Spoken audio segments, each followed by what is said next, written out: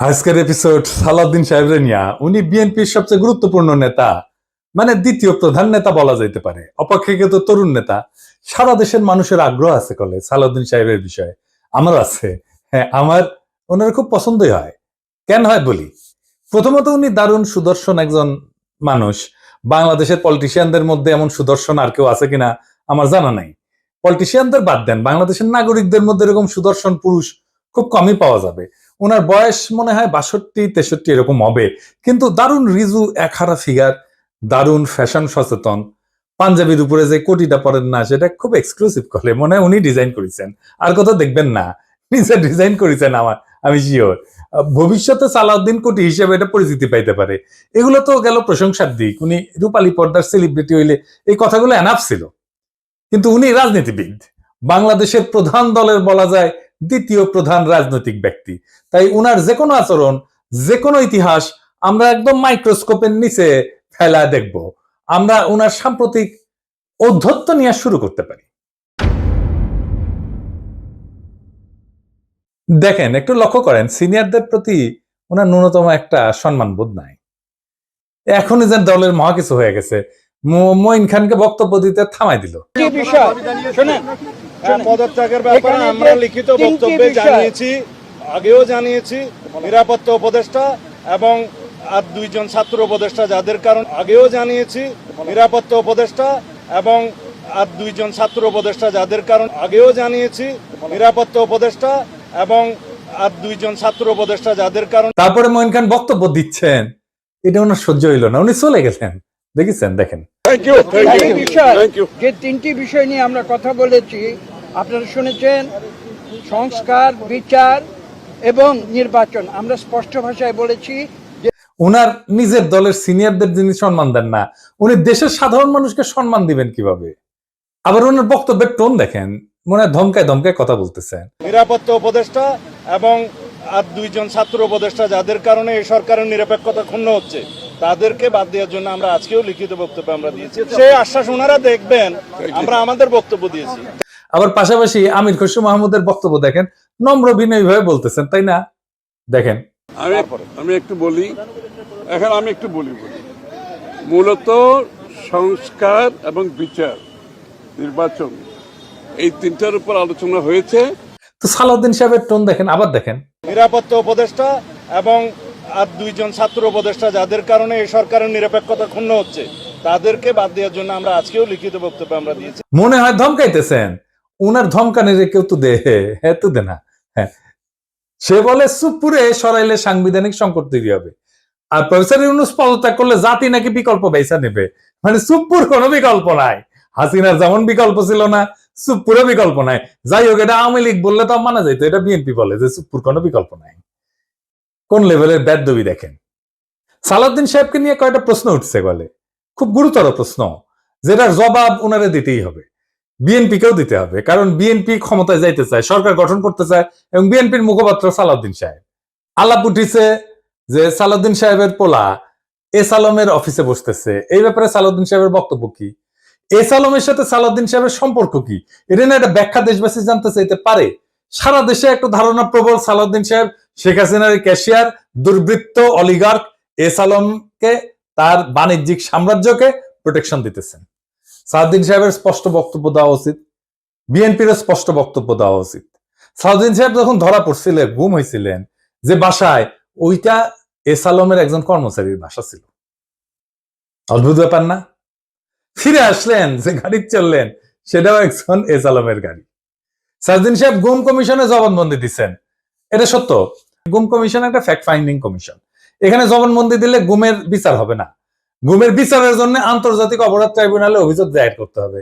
সালাউদ্দিন সাহেব আন্তর্জাতিক অপরাধ ট্রাইব্যুনালে কোনো অভিযোগ জমা দেন নাই, আজকা পর্যন্ত জমা দেন নাই। এটা নিয়ে ইলিয়াস বলছিল, ইলিয়াসকে কি গালাগালি সবাই। ইলিয়াস তো ভুল বলে নাই।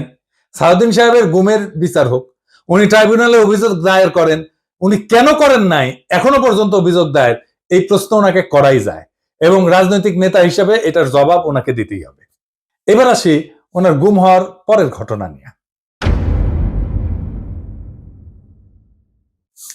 ওনার গুমের বিষয় নিয়ে প্রশ্ন তুললে ইলিয়াস, তাসনিম খলিল লিখছে, বিএনপি নেতা সালাউদ্দিন আহমেদ র্যাবের হাতে বলপূর্বক অন্তর্ধানের শিকার হয়েছিলেন, ব্র্যাকেটে গুম। বিএসএফ এর মাধ্যমে তাকে বর্ডার ক্রস করায় Indian national investigation agency NIA এর হাতে তুলে দেওয়া হয়। বাংলাদেশ এবং ইন্ডিয়ান রাষ্ট্রীয় বাহিনীর হাতে বলপূর্বক অন্তর্ধান এবং এক্সট্রাঅর্ডিনারি রেন্ডিশনের একজন সার্ভাইভারকে নিয়ে যারা কুৎসিত প্রপাগান্ডা করছো, তাদের উপরে মজলুমের লানত। হ্যাঁ, ঠেলায় পড়লে নাকি বাঘে ধান খায়। আর পার্সিকুলার তাসনিম খলিল ঠেলায় পড়লে ইসলামী ভোকাবুলারি ইউজ করে, লানত ইউজ করেছে। যার জন্য ইউজ করেছে তারে ধন্যবাদ। ইলিয়াসের কারণে হাজার হোক, লানত শব্দটা তো ইউজ করেছে। সারাদিন সাহেবের গুমের বিষয়ে আমরা সবসময় কথা বলছি, সবাই, ইলিয়াসও বলছে, সবসময় ওনার পক্ষে দাঁড়াইছে, ইলিয়াসও দাঁড়াইছে। আমাদের সকলের সহমর্মিতা আছে, সমবেদনা আছে। কিন্তু গুম পরবর্তী সময় ওনার কিছু কাজকর্ম প্রশ্নের উদ্বেগ করছে, যার জবাব ওনাকে দিতে হবে, কারণ উনি পলিটিশিয়ান। যাই হোক, উনি গুম হয়েছেন, এটার কারণে ওনাকে কোনো ইনডেমনিটি দেওয়া তো সম্ভব না। সম্ভব না। যাই হোক, এই প্রসঙ্গে বিস্তারিত না যে আমরা সালাউদ্দিন সাহেব গুমের পরে কেমন মজলুমের জীবন কাটাইছেন সেটা একটু দেখি। এটা শিলং এর সানরাইজ গেস্ট হাউস। ওইখানে সালাউদ্দিন সাহেব ছিলেন, হ্যাঁ, পুরো সময়টাই। রিভিউ ভালো, ভালো প্রপার্টি, মাশাআল্লাহ। শিলং এ কেউ বেড়াইতে যেতে চাইলে থাকতে পারেন, দেখেছেন? দেখেন কি সুন্দর জায়গাপত্র, দেখেছেন? এখানে সব ব্যবস্থা ভালো। ভিতরে যেখানে সালাউদ্দিন সাহেব দর্শনার্থীদের লুঙ্গি পরে দেখা দিতেন, সেটার ছবিও আছে, মিলাই দেখে নিয়েন। অতি আনন্দময় সফরের নিশ্চয়তা দিলাম, বিফলে মূল্য ফেরত দেওয়া হবে। আমরা কলে এই সানরাইজ গেস্ট হাউস কোনো পয়সা করে দেয় নাই বিজ্ঞাপনের জন্য, ফ্রি করলাম আর কি। পরিবেশটা সুন্দর না, কোনো হইচে আছে? হ্যাঁ, নাই। এখানে কিন্তু পুরো সময়টাই কাটাইছেন। উঠিছেন মে মাসের 2015 সালে। তার 2 মাস পরে ডেইলি স্টার এই রিপোর্টটা ছাপে, তিনি কেমন আছেন। এটা একটা বিলাসবহুল গেস্ট হাউস, রিপোর্টেই কইছে 4টা বেডরুম, উনি 2টা রুম ভাড়া নিছিলেন, কিন্তু থাকতেন একাই। দেখেন রিপোর্টে বলা আছে, অন্তত এই রিপোর্টে তাই বলতেছে।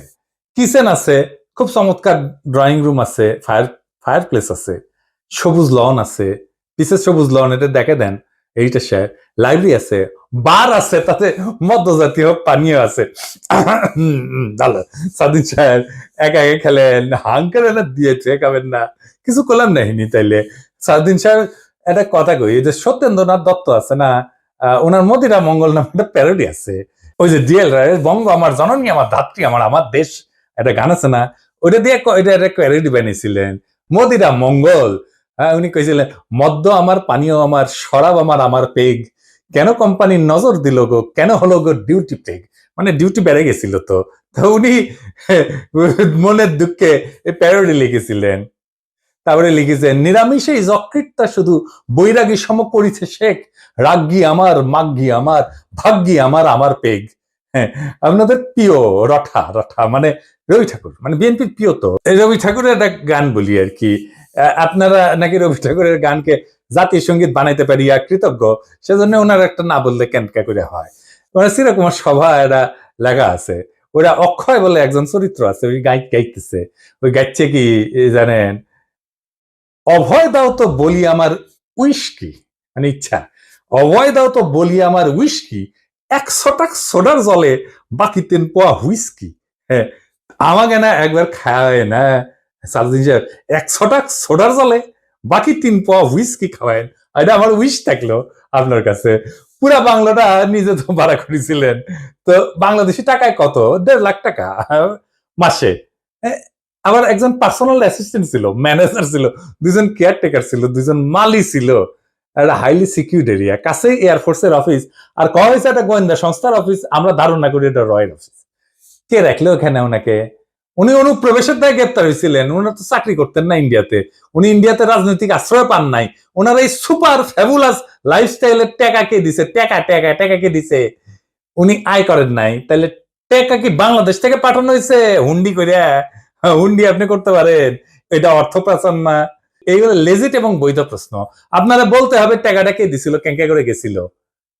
এইবার একটা চমক, বিশাল চমক, সিট বেল্ট বাইন্ধে নেন, যা দেখবেন তাতে অজ্ঞান হয়ে পড়ে যেতে পারেন সিট থেকে। কি সেই চমক? সালদিন সাহেবের সঙ্গে দেখা করতে গেছে কিছু লোক ওই শিলং এর বাংলোতে। তার মধ্যে ছবিতে ডাইন পাশে গালে হাত দিয়া বসে আছে ব্যক্তিটা কে? হ্যাঁ, ব্যক্তিটা গুরুত্বপূর্ণ, কারণ সালাউদ্দিন সাহেবের সাথে সকল মিটিং এ তার উপস্থিতি দেখা যায়। সে ঠিক ওই একই চেয়ারে বসে, এইটা সাহেব আপনি দুটা ছবি পাশাপাশি দেখান না। দেখেন দুই সময়ের ছবি কলে দেখা করতে এসছে, তারাও ভিন্ন কলে। হ্যাঁ, সাউদ্দিন সাহেব এক ছবিত লুঙ্গি পরে আছে আর এক ছবিত পায়জামা পরে আছে, দেখেছেন। কিন্তু ওই বান্দা ঠিকই একই আছে ওই চেয়ারে। কেসে যান তার নাম কি জানেন? তার নাম বিপ্লব পার্থ। চট্টগ্রামে তাকে সবাই চেনে আওয়ামী লীগের একজন লেসপেন্সার, আওয়ামী লীগের একজন কর্মী এবং ভারতীয় এজেন্ট হিসেবে। আওয়ামী লীগের 15 বছর পুরোটা সময় দাপটের সাথে জীবনযাপন করে গেছেন। ছিলেন চট্টগ্রাম মহানগর আওয়ামী লীগের সাধারণ সম্পাদক আজম নাসির উদ্দিনের অন্যতম ডাইন হাত। আজম নাসিরের অনলাইনে একটা পোর্টাল ছিল, তার নাম ছিল জয় নিউজ। জয় নিউজের সাংবাদিক হিসেবে দীর্ঘদিন কাজ করেছিল এই বিপ্লব পার্থ, মাশাআল্লাহ। কিন্তু এইসব পরিচয়ের বাইরেও তার একটা বড় পরিচয় আছে। বিপ্লব পার্থর মূল পরিচয়, সে ইসকনের চট্টগ্রাম বিভাগের মিডিয়া সেলের সমন্বয়ক। হ্যাঁ, সমন্বয়ক। হ্যাঁ, এটা আবার গৌরবে ফেসবুকে ঘোষণা দিয়ে প্রচার করেছিল সে। চট্টগ্রামে চিন্ময় ইস্যুতে সবচেয়ে বেশি যে লোকটা সক্রিয় সেটা হইতেছে বিপ্লব পার্থ। দেখেছেন মিছিলে, দেখেছেন। আজম নাসিরকে দ্বিতীয়বার চট্টগ্রাম সিটি কর্পোরেশনের মেয়র নির্বাচনের জন্য মনোনয়ন পাওয়া দেওয়ার জন্য ওই নাকি অমিত শাহর কাছে নিয়ে গেছিল আজম নাসিরকে। আওয়ামী লীগ সরকারের আমলে বিপ্লব নাকি 60 বারের বেশি ইন্ডিয়া সফর করেছে। গর্ব করে কইতো, সব জায়গায় প্রচার করতো। আর এই সমস্ত সফরের নাকি বেশিরভাগই ছিল সরকারি সফর। তার পাসপোর্ট যাচাই করা হোক, তার প্রমাণ মিলবে। ইমিগ্রেশনে খোঁজ নেন, দেখেন কয়বার গেছিল।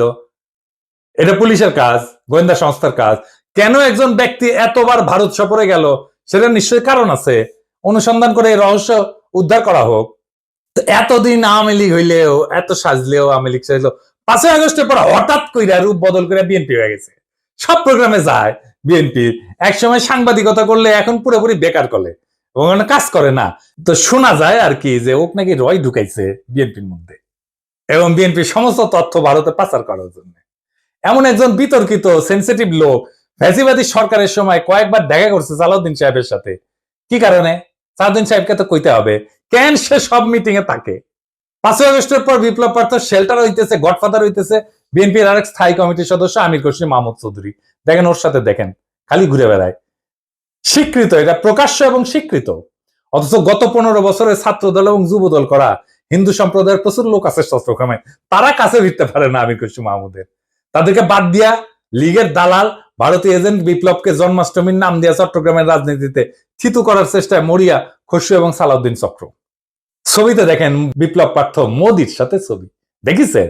মোদির সাথেও ছবি, সালাউদ্দিনের সাথেও ছবি, ইসকনের চিন্ময়ের সাথে ছবি, ইন্ডিয়ান হাই কমিশনের সাথে চট্টগ্রামের বিভিন্ন ইভেন্টের ছবি। এবার বুঝেছেন তো আমির খসরু কেন অমিত শাহের সামনে জুলকাপ্পর নাম করতে যায়? কানেকশন বুঝেন? আমির খসরু, সালাউদ্দিন, ইসকন সব বরাবর। আর একটা ইস্যু আছে, সেটা হইতেছে মরাল ইস্যু।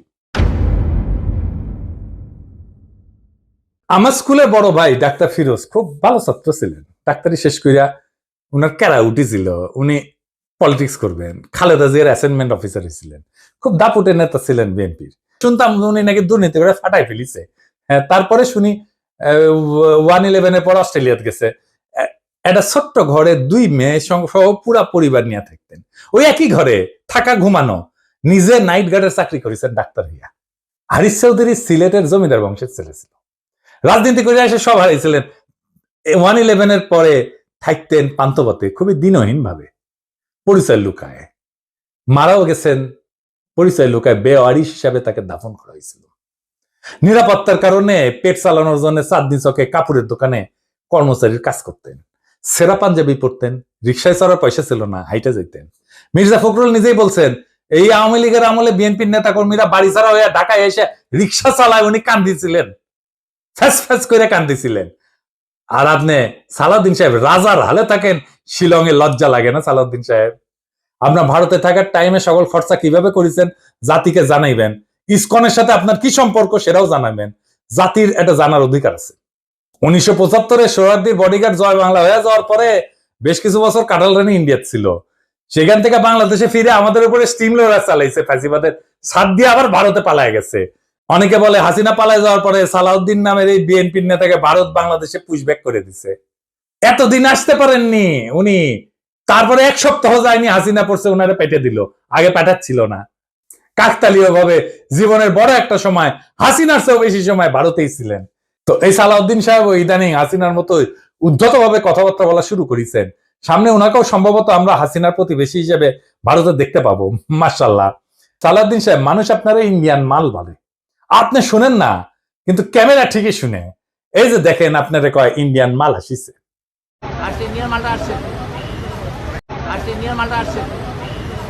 একজন নেতার চেহারা, পোশাক, স্টাইল, ফ্যাশন এ সমস্ত ইতিহাসের পাতায় জায়গা করে নেয় না। ইতিহাস মনে রাখে নেতৃত্বের সততা, আত্মত্যাগের পরিমাণ, আর সেই নেতার অবস্থান দুর্দিনে কোথায় ছিল। সালাউদ্দিন আহমেদ নিঃসন্দেহে গুমের শিকার হয়েছিলেন। সেই সময় দেশবাসী তার জন্য কাঁদছে। কিন্তু একজন মজলুম যখন বিলাসের চাদরে নিজেকে মুড়ায় ফেলেন, যখন নিজের গুমের বিচার আন্তর্জাতিকভাবে দাবি না কইরা তার রাজনৈতিক মূলধন বানায় ফেলেন, তখন প্রশ্ন ওঠেই। এবং এই প্রশ্ন তার ব্যক্তিগত না, সমগ্র বিরোধী দলের নৈতিক ভিত্তির উপরে আঘাত আনে। বিএনপিকেও বুঝতে হবে, সরকার বদলানোই রাজনীতি না। আদর্শ, ত্যাগ এবং গণমানুষের বিশ্বাস অর্জনই রাজনীতির মূল সোপান। আর সেই বিশ্বাস অর্জনের পথে সবচেয়ে বড় বাধা যদি হয় নিজের দলে থাকা সদ্য ভুক্তভোগী, ছায়া সুবিধাভোগী কিংবা একবিংশ শতকের গেস্ট হাউস রেভলিউশনারি, তাহলে শাসক পরিবর্তন হইলেও শাসন ব্যবস্থা বদলায় না। সালাউদ্দিন সাহেব, আপনি যদি সত্যি গণতন্ত্র চান, তাহলে সাংবাদিকের ধমকানো বন্ধ করেন, দলের সিনিয়রদের সম্মান করেন, জাতীয় ঐক্যের প্রতীক প্রফেসর ইউনূসকে তার যোগ্য সম্মান দেন, সম্মান নিয়ে কথা বলেন। আমরা চাইলে আর একটা প্রফেসর ইউনূসের মতো ফিগার পাবো না। চাইলে বটতলার উকিল হাজারো চুপ্পু পাওয়া যাবে। এস আলমের ছায়া থেকে বেড়ায় আসেন। আর সাহস থাকলে আন্তর্জাতিক অপরাধ ট্রাইব্যুনালে গিয়া বলেন, আমি গুম হয়েছিলাম, বিচার চাই। কারণ মানুষ আর একজন হাসিনা খুঁজতেছে না, তারা খুঁজতেছে এমন একজন নেতা যে প্রহসনের মুখোশ পইরা ট্র্যাজেডিকে উপহাস করে না। মানুষ ইতিহাসের পুনরাবৃত্তি চায় না, তারা ইতিহাস বদলাইতে চায়। তাই সিদ্ধান্ত আপনার সালাউদ্দিন সাহেব, আপনি ইতিহাস হবেন না আর একটা ব্যঙ্গাত্মক পুনরাবৃত্তি হবেন। আপনি বিশাল নেতা, আমরা অতি ক্ষুদ্র পিঁপড়া, কিন্তু মহাকালে যখন আমরা কেউই থাকবো না, সেই সময় এই ভিডিও থাকবে, প্রশ্নগুলো থাকবে, ইতিহাস জানবে। কেউ কেউ প্রশ্ন জারি রাখছিল, কেউ কেউ সবকিছু মেনে নেয় নাই। এইভাবে জাতি চ্যালেঞ্জ করবে সেই দলটাকে যারা আগামী সরকার গঠন করতে চায় একটা রক্তাক্ত বিপ্লবের পরে, যে বিপ্লবের আকাঙ্ক্ষা ছিল ভারতীয় আধিপত্যবাদ মুক্ত একটা দেশ। সেই দেশে যদি আবারও কারো ছায়ায় আসে সেই পুরনো ভারতীয় শকুন, সেই দলকে, সেই ব্যক্তিকে রুখে দেওয়া প্রত্যেক দেশপ্রেমিক বাংলাদেশের কর্তব্য। ইনকিলাব জিন্দাবাদ।